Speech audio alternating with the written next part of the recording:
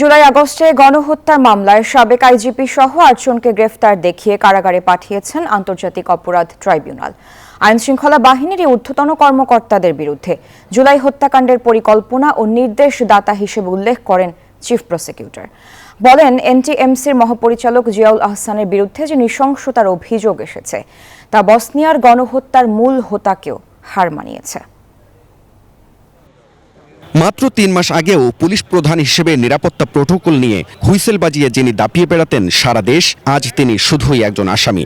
একজন জুলাই আন্দোলনে ছাত্র জনতার বুকে গুলি চালানোর নির্দেশদাতা সাবেক আইজিপি চৌধুরী আব্দুল্লাহ আল মামুন, অন্যজন শেখ হাসিনার আমলে সারা দেশে গুম খুনের মূল পরিকল্পনাকারী বরখাস্ত সাবেক মেজর জেনারেল জিয়াউল আহসান।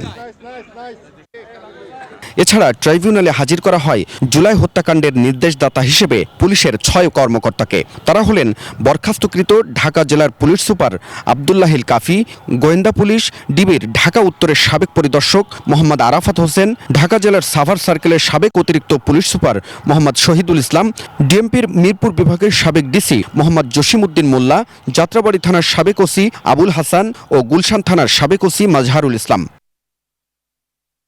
বেলা ১১টার দিকে তাদের নেওয়া হয় এজলাসে। শুরুতে মামলায় পক্ষভুক্তির আবেদন করেন আসামি পক্ষের আইনজীবীরা। এরপর জুলাই আগস্টে নিরাপরাধ ছাত্র জনতার মিছিলে গুলি চালিয়ে নৃশংস হত্যাকাণ্ডের বর্ণনা তুলে ধরেন চিফ প্রসিকিউটর। পরে আসামিদের গ্রেপ্তার দেখিয়ে কারাগারে পাঠানোর নির্দেশনা চান।